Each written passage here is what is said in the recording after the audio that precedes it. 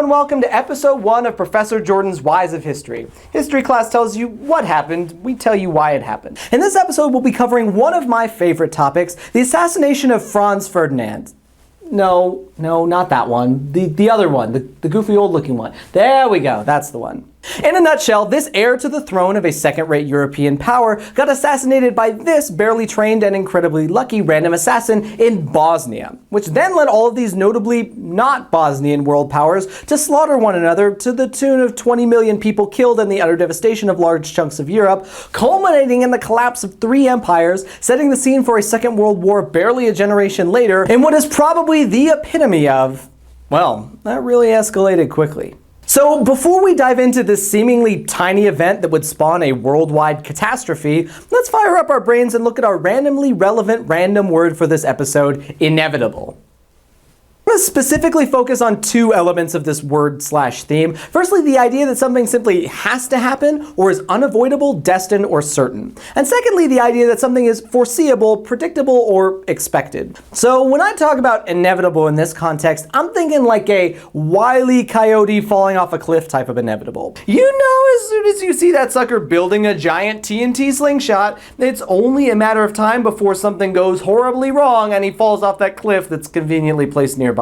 How he manages to find himself falling off that cliff is irrelevant because you know it's going to happen at some point. The notion of inevitability plays very much into understanding why this assassination, a relatively small act of terrorism by an even smaller group of 20-somethings against a moderate world power, suddenly, within the course of a month, has all the major world powers mobilizing for war. Not surprisingly, a lot of people saw this coming, and the assassination of Franz Ferdinand just happened to be the spark that lit our barrel of TNT. Before we get into the event itself, it's time for Jordan's Geography Jamboree.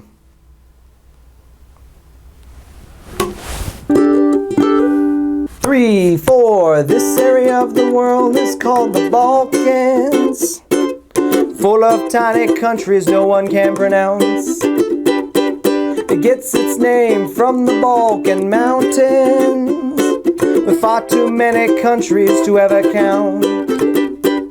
There's Serbia and Bosnia, Croatia and Herzegovina, Montenegro and Albania too. You can't forget about Bulgaria, Greece and Macedonia. That's the part of the world we call the Balkans. Part 1, the multiple choice answer. So how did the assassination of this singular man lead to World War I? The easy answer is the alliance system that had built up in Europe. This turned a conflict between Austria and Serbia into one of global proportions as country after country was dragged in due to the alliances and promises they had made with one another.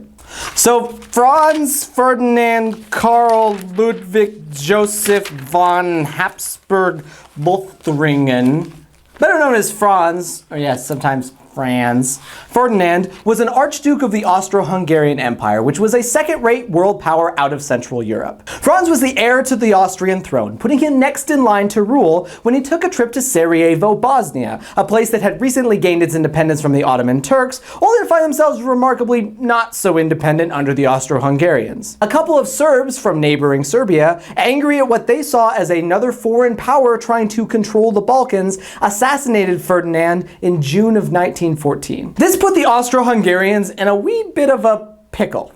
On the one hand, there was a lot of evidence to suggest that the Serbian government had sponsored and supported this assassination, and Austria-Hungary certainly couldn't let the assassination of one of their leaders go unpunished. On the other hand, Serbia had a long-standing alliance with Russia, meaning that any attack by Austria-Hungary on Serbia would force the Russian powerhouse into the war.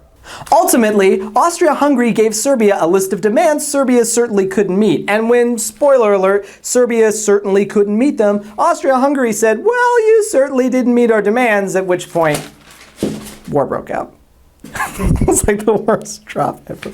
So Austria declared war on Serbia due to that whole assassination, at which point Russia was compelled to declare war on Austria due to Russia's alliance with Serbia.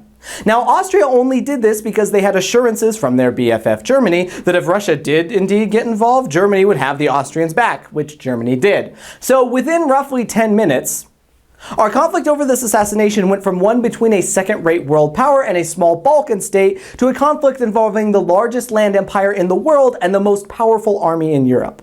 But oh mama, is it going to get worse, as Germany was in a bit of its own pickle.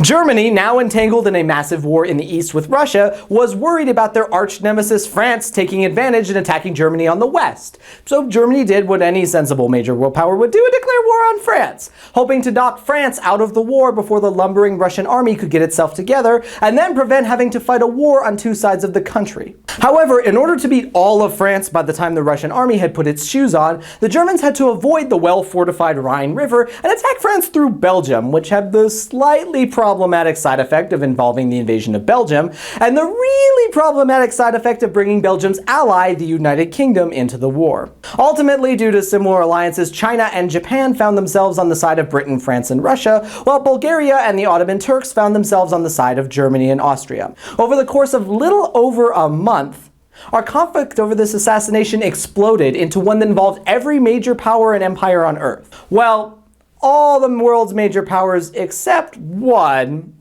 who would finally stumble into this mess just long enough to help end it, take all the credit and prestige, remind a war-torn Europe to pay back its loans, and then stumble back to its own continent to ever regret stepping foot in Europe in the first place. In our remarkably relevant random fact for today, we look at the fact that Franz's Serbian assassins, a group known as the Black Hand, had more or less given up on their plot at one point, and it's unadulterated luck that we're even talking about this event right now.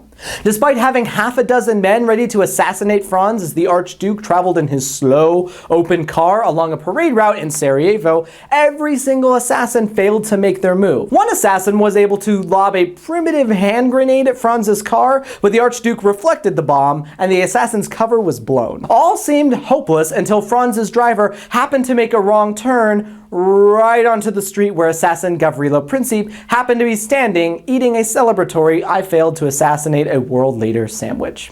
Princip was like, "Man, I bet this will make a great historical point about inevitability and the notion that events both are and are not predetermined and destined to happen, as well as a convenient transition for some goofy long-haired guy's educational show," at which point he shot Franz and his pregnant wife at close range, and they both would die before reaching a hospital.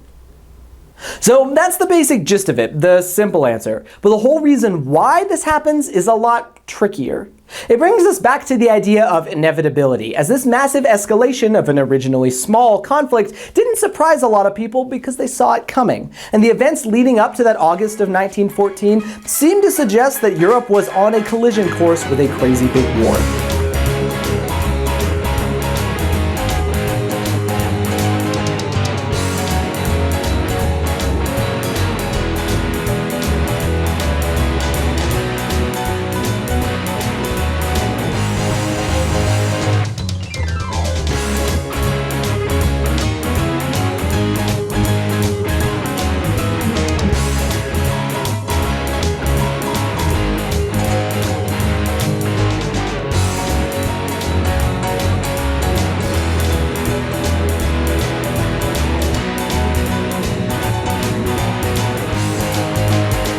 Franz Ferdinand Karl Ludwig Joseph.